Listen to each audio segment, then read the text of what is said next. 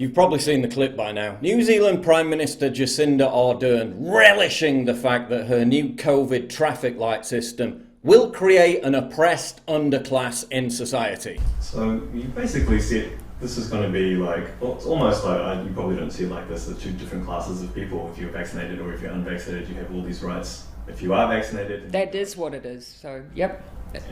Under the new system, when cases rise, the unvaccinated will face lockdowns and restrictions that the rest of the population can ignore altogether. But actually what it's become clear to me is that they're not just a tool to drive up vaccines. They're a tool for confidence. Yeah, so confident you're all walking around fully vaccinated and still wearing 3 face masks. Two different classes of people. If you're vaccinated or if you're unvaccinated, you have all these rights. If you are vaccinated... That is what it is, so yep.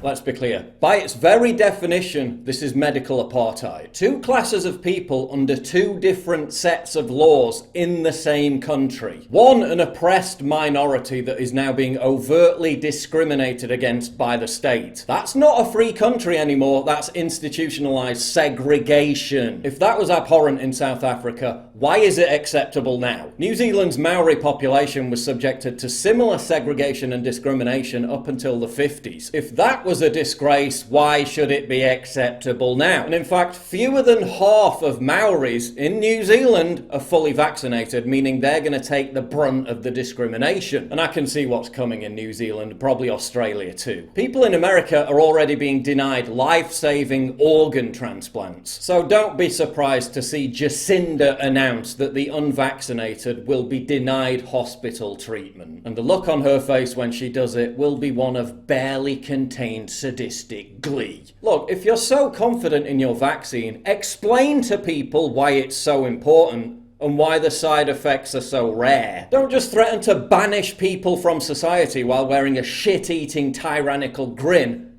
because that's not a very good way to get people on side, is it? It's not even the fact that she's the face for all this despotism. It's that lip-smacking satisfaction that she seems to get from announcing it. Like she's savouring some fine meal or expensive glass of wine. That is what it is, so yep. It's also that fake, smiley, passive-aggressive, contrived self-righteousness that characterises her rhetoric. Like when she threatened to hold Kiwis and their entire families in quarantine facilities if they didn't get the jab. What do we do if someone refuses to be tested? Well, they can't now.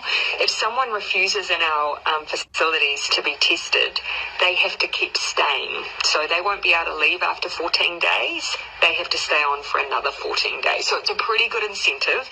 You either get your tests done and make sure you're cleared, or we will keep you in a facility longer. We will keep you in a facility longer. Is it just me, or is there something about her that really creeps you out? People forget New Zealand was rapidly becoming a police state before the pandemic. Police were paying people home visits to ask about their support for Trump in early 2019. Kiwis were threatened with 5 years in prison for not handing in firearms after Jacinda set about on a massive gun grab. Suffice to say, the daughter of a police officer and the former head of the International Socialist Youth is adored and revered by her fellow globalists, and boy does she appear to cherish the role. Given that the Bond franchise is seeking to increase its diversity in offering more roles to women, may I suggest Jacinda Ardern as the perfect template for their next top villain? Yep.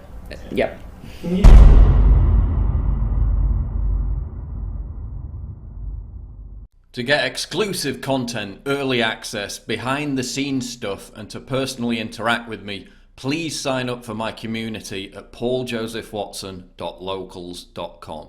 Link in description, and thank you for your generous support.